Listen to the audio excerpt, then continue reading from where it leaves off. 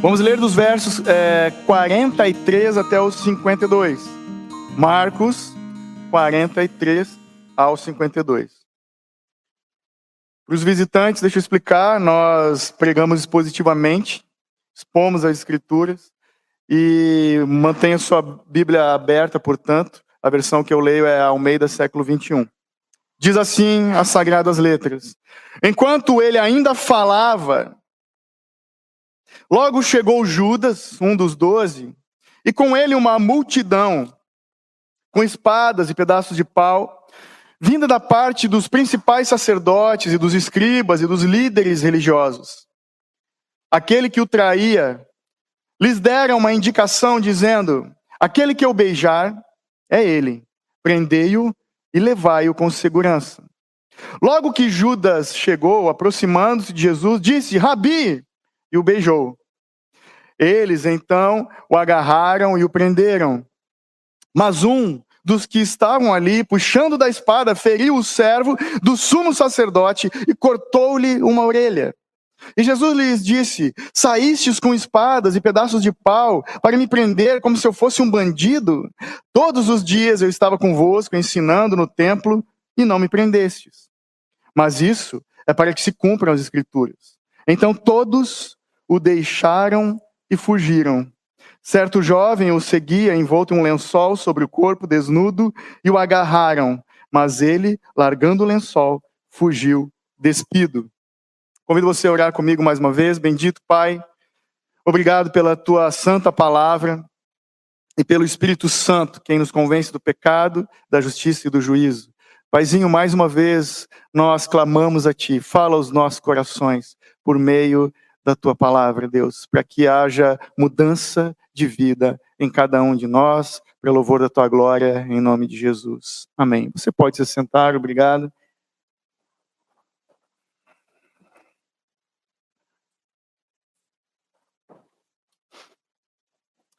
Nós vemos então ainda aqui Jesus e seus discípulos no Getsêmani, aquele jardim na encosta do Monte das Oliveiras. Vemos na semana retrasada, nós vimos Jesus em profunda tristeza e aflição e angústia, clamando ao Pai, a passagem tão conhecida, quando ele dizia: se possível, passe de mim esse cálice. E falamos de que Jesus, e só ele podia fazer o que fez, só ele, sobre ele foi derramado o cálice da ira de Deus. Vimos Jesus no momento de tristeza profunda, mas agora nós vemos em Jesus a firmeza do seu propósito. Jesus que entrou no jardim angustiado, e agora ele vai sair decidido a enfrentar seus inimigos e a entregar a sua própria vida nas mãos dos ímpios. Nós vemos em Cristo Jesus o homem que há de ser o Cordeiro Santo de Deus. Em Cristo nós vemos o pastor sendo feito ovelha. Nós vemos em Jesus o bendito sacrifício. E esse sacrifício vai se realizar conforme o bendito plano de Deus que já foi determinado desde a eternidade pelo Pai. Para quem não sabe, os evangelhos sinóticos, ou seja, aqueles que relatam os mesmos fatos, são Mateus, Marcos e Lucas, e por vezes o evangelho de João trata de assuntos semelhantes, mas João tem uma forma diferente de escrever, uma liberdade. Então é muito legal que quando nós vamos estudar os evangelhos, nós leiamos todos eles, comparando os detalhes. E graças a Deus, o pastor John MacArthur fez isso muito bem num livro que eu vivo divulgando. E se você não comprou ainda, compre. Eu sei que alguns irmãos já adquiriram. É esse livro aqui, Uma Vida Perfeita, de John MacArthur. Ele pega de toda a Bíblia, todos os textos que se referem a Jesus, e ele compilou isso de uma forma magistral. Então eu vou ler novamente, agora, os textos compilados dos evangelhos, falando da prisão de Jesus. Preste atenção, por favor. Enquanto ele ainda falava, apareceu uma grande multidão armada de espadas e pedaços de pau, conduzida por Judas, um dos 12. Esse se aproximou de Jesus. Ora, Judas, o traidor, conhecia aquele lugar, porque Jesus muitas vezes se reunia ali com seus discípulos. Então Judas foi para o olival, levando consigo um destacamento de soldados e alguns guardas enviados pelos chefes dos sacerdotes, mestres da lei e fariseus e líderes religiosos do povo, levando tochas, lanternas e armas. O traidor havia combinado um sinal com eles. Aquele a quem eu saudar com o beijo é ele. Prendam-no e levem-no com segurança. Dirigindo-se imediatamente a Jesus, Judas disse: Salve, mestre! E o beijou. Jesus perguntou: Amigo, o que o traz? Judas, com um beijo você está traindo o filho do homem. Jesus, sabendo tudo o que lhe ia acontecer, saiu e lhes perguntou: A quem vocês estão procurando? A Jesus de Nazaré, responderam eles. Sou eu, disse Jesus. E Judas, o traidor, estava com eles. Quando Jesus disse, sou eu, eles recuaram e caíram por terra. Novamente lhes perguntou, a quem vocês procuram? E eles disseram, a Jesus de Nazaré. Respondeu Jesus, já lhes disse que sou eu. Se vocês estão me procurando, deixem ir embora esses homens. Isso aconteceu para que se cumprissem as palavras que ele disse. Não perdi nenhum dos que me deste. Então os homens se aproximaram, agarraram Jesus e o prenderam. Ao verem o que ia acontecer, os que estavam com Jesus lhe disseram, Senhor, atacaremos com espadas? Simão Pedro, que trazia uma espada, tirou-a e feriu o servo do sumo sacerdote, decepando-lhe a orelha direita. O nome daquele servo era Malco. Jesus, porém, respondeu, basta! E tocando na orelha do homem, ele o curou. Jesus, porém, ordenou a Pedro, guarde a espada, pois todos os que empunham espada, pela espada morrerão. Você acha que eu não posso pedir a meu pai, e ele não colocaria imediatamente à minha disposição mais de 12 legiões de anjos? Como então se cumpririam as escrituras que dizem que as coisas deveriam acontecer dessa forma? Acaso não haverei de beber o cálice que o pai me deu? Naquela hora, Jesus disse à multidão, aos chefes dos sacerdotes, aos oficiais da guarda do templo e aos líderes religiosos que tinham vindo procurá-lo.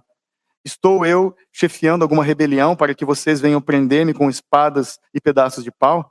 Todos os dias eu estive ensinando no templo e vocês não levantaram a mão contra mim. Mas esta é a hora de vocês, quando as trevas reinam. Mas tudo isso aconteceu para que se cumprissem as escrituras dos profetas. Assim, o destacamento de soldados com seu comandante e os guardas dos judeus, prenderam Jesus. Então todos os discípulos o abandonaram e fugiram.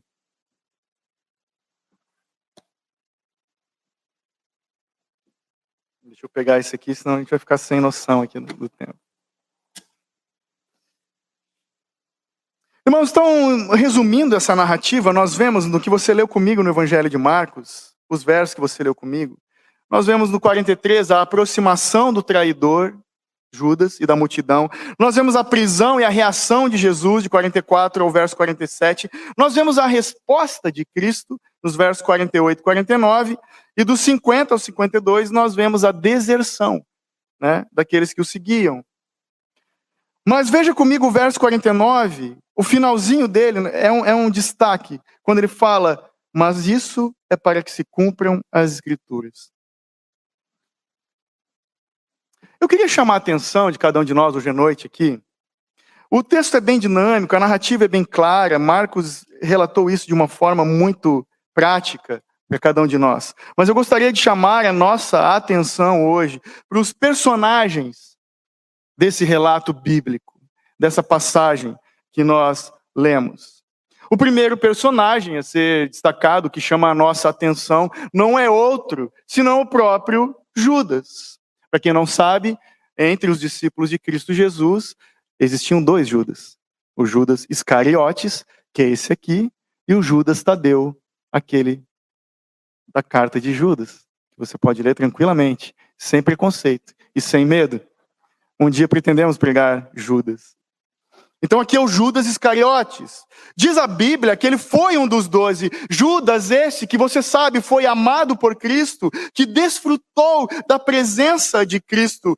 Judas que horas antes, nessa sequência de fatos que nós estamos lendo da semana da Páscoa, teve seus pés também lavados por Cristo Jesus. Judas, que também naquela mesa de refeição da última ceia, ouviu a bendita instrução dos lábios do Senhor. Judas, que foi advertido na mesa da comunhão como os outros 11. Judas, que deu as costas para Cristo. Judas, que abriu mão da comunhão dos santos, que preferiu ser da multidão e não mais íntimo do Senhor. Vemos Judas, que se volta contra Cristo e se une com os acusadores do Cordeiro Santo de Deus. Vemos o Judas que se junta com os inimigos de Deus e agora ele trai o seu mestre amado com um beijo prolongado.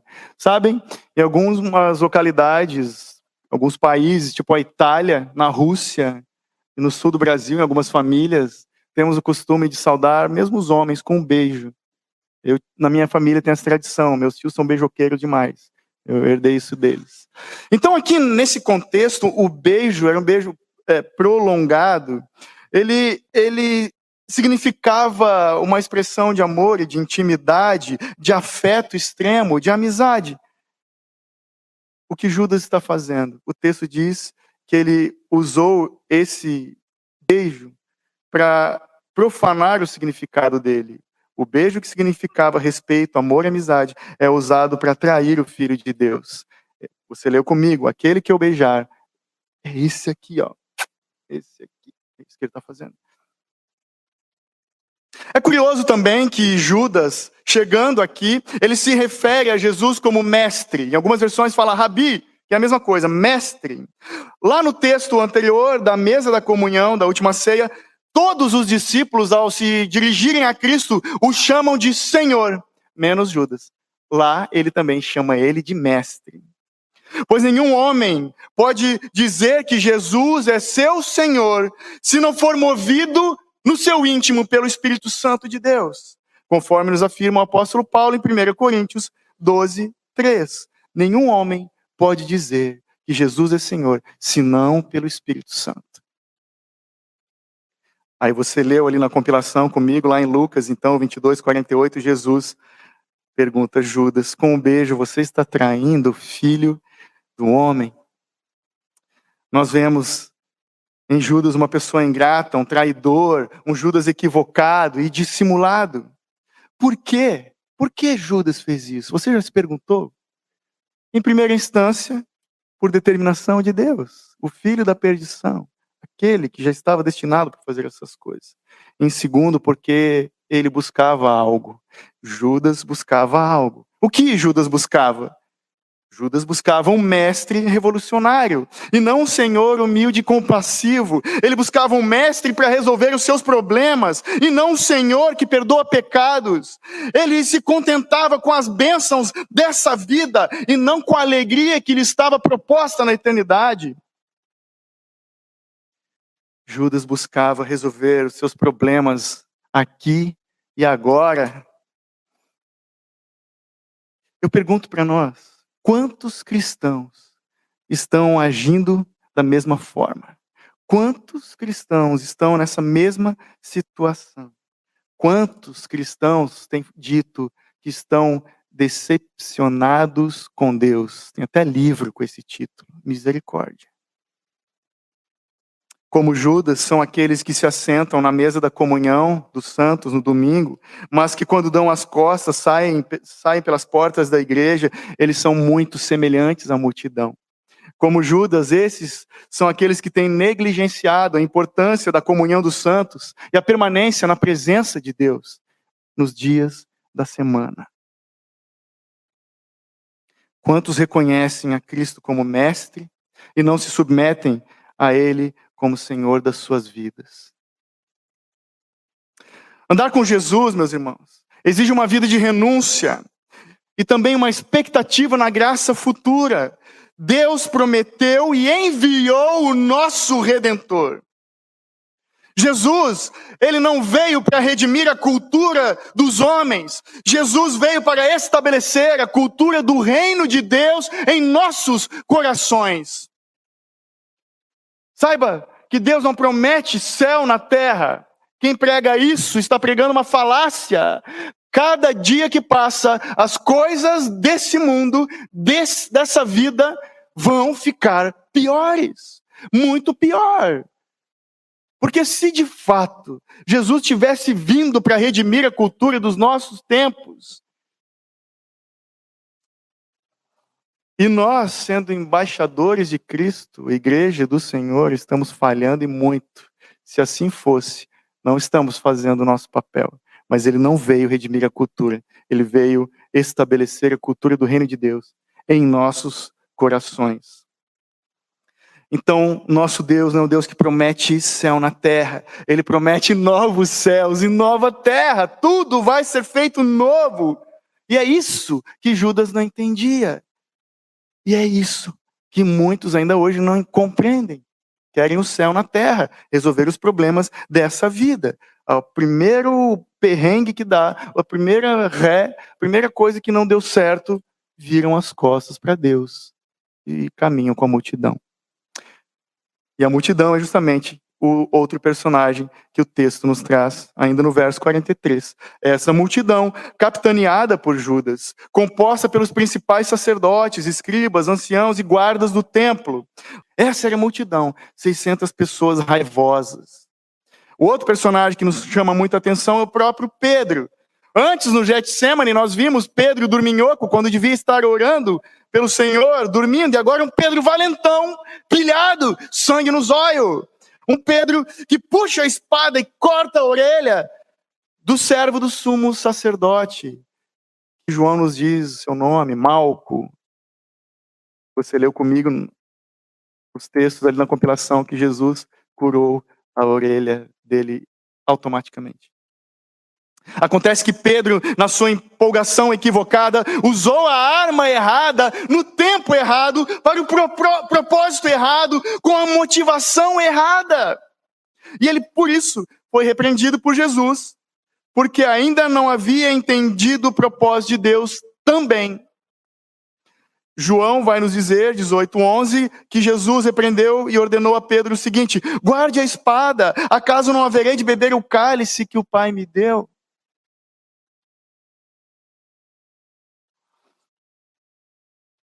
Agora, o personagem dessa passagem, o mais nobre de todos, obviamente, é o próprio Jesus, é Cristo.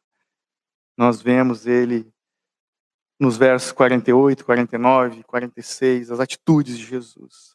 Jesus, o Filho de Deus, mal compreendido por seus inimigos e também mal entendido dos seus discípulos.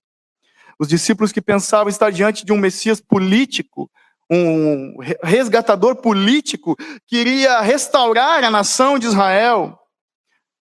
Nós antes vimos um Jesus agonizante, mas agora vimos ele agonizando e clamando diante do Pai, mas agora nós vemos um Jesus confiante. Sabe? Se nós, os homens dos dias de hoje, depositamos a nossa expectativa num político, num profissional, num homem que se destaca em qualquer pessoa que não seja Cristo, estamos equivocados e a gente vai se dar mal. João 18, do 4 a 6, relata o seguinte, né? Nós vimos Jesus antes numa situação de total fragilidade diante do Pai, clamando, e agora um Jesus confiante, soberano, e João relata isso muito bem quando ele fala: então Jesus, sabendo de tudo o que ia acontecer com ele, adiantou-se e perguntou-lhes: a quem vocês estão procurando? Eles responderam: a Jesus, o Nazareno. Então Jesus lhes disse: sou eu. E Judas estava com eles também, o detalhe. Mas eu não sei se você prestou atenção quando eu li antes, o texto continua em João, que diz: quando Jesus lhes disse, sou eu, eles recuaram e caíram por terra. Gente, tremeu o lugar onde eles estavam. Quando ele usou a expressão, que é o próprio nome de Deus, eu sou, com poder e autoridade, aquele lugar tremeu, esses homens caíram por terra, e mesmo assim, continuaram no seu propósito diabólico, satânico, de capturar e matar o Filho de Deus.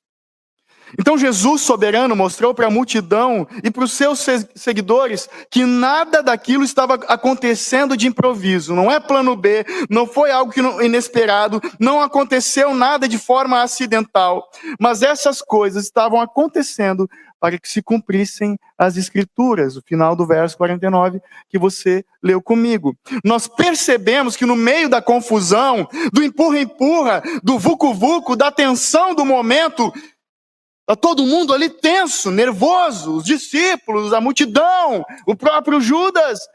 O único que está caminhando com serenidade é o próprio Cristo, em seu amor, em sua soberania. Tranquilidade. Podia estar tocando no fundo aquela música, manso, sereno e tranquilo. Lembra? Jesus em serenidade, no meio da adversidade. Jesus, ele não se surpreendeu percebendo que os discípulos iriam abandoná-lo. Ele já havia predito isso, se você bem lembra, quando estamos no Evangelho de Marcos, Jesus profetizou que o rebanho seria espalhado quando o pastor fosse ferido. Então nós vemos Cristo sozinho. Sozinho ele encara os seus inimigos, e sozinho ele voluntariamente vai se entregar para todos os que se aceitam ele como Salvador e Senhor da sua vida.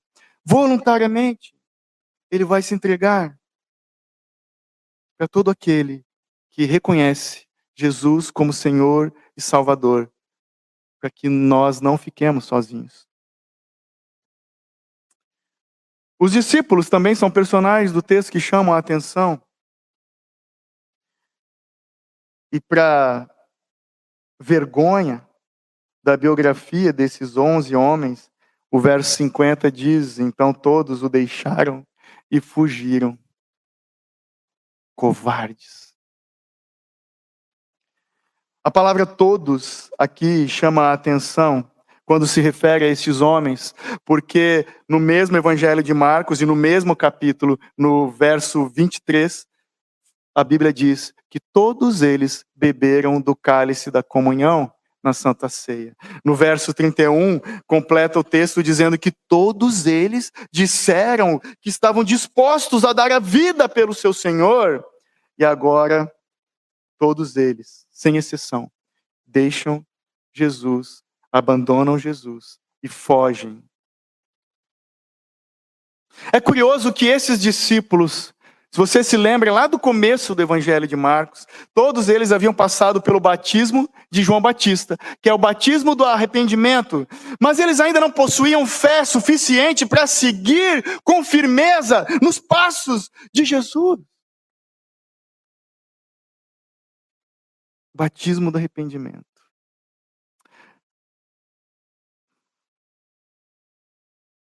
Então nós temos esses personagens. Eu pergunto para nós, nessa história, quem sou eu? Quem é você? Quem somos nós? Nos comparando com os personagens da história. Obviamente é impossível e altamente prepotente nós nos compararmos a Cristo Jesus. Ele é único, inigualável, sem igual, singular, 100% Deus e 100% homem. Talvez alguém pense, lá vem o pastor de novo com essa história, hashtag somos todos Judas, que eu já falei isso aqui em outro momento. Talvez alguém pense, é pesado demais, seria pesado nos compararmos a Judas, aquele que vendeu Jesus como escravo, aquele que o traiu, que entregou Jesus com um beijo. Mas você tem que admitir comigo que de fato nós somos muito semelhantes aos discípulos. E com certeza, certamente, naquele momento, naquela situação ali, eu e você, obviamente, teríamos feito a mesma coisa. Nós íamos bater em retirada.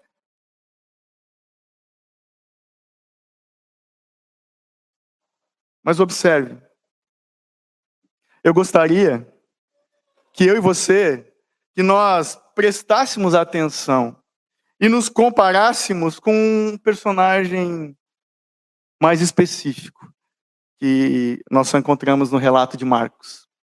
Leia comigo o verso 51 e 52, por favor. Certo jovem o seguia envolto em um lençol sobre o corpo desnudo e o agarraram, mas ele, largando o lençol, fugiu despido.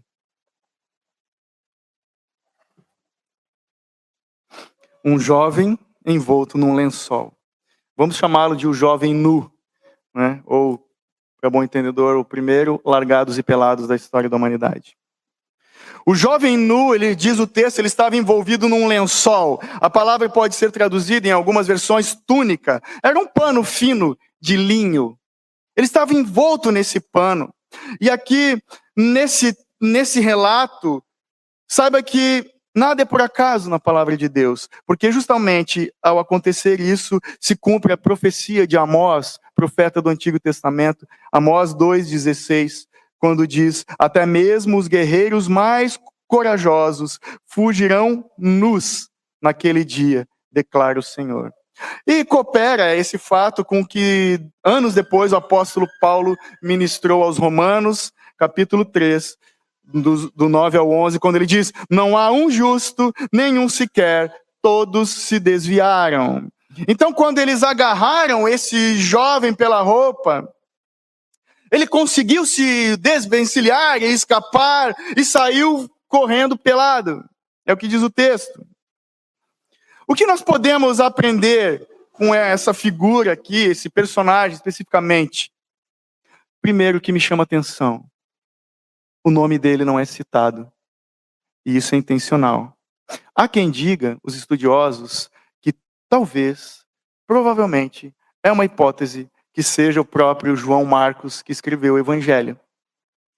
Há quem diga, porque esses que sustentam isso, eles falam que talvez essa multidão foi até a casa onde eles fizeram a última ceia, no cenáculo, a parte de cima da casa, que acredita-se que era a casa da mãe de João Marcos, e lá não encontraram Jesus. E o menino estava dormindo, um jovem estava dormindo, e eu vou junto ver o que aconteceu. Ele tinha a mania de dormir sem roupa, e se enrolou no lençol, e foi daquele jeito mesmo. Mas isso é uma hipótese. É provável, mas é uma hipótese. Mas o que a Bíblia nos diz, ou melhor, o que ela não diz, é o nome dele. E isso é intencional. É um personagem sem nome.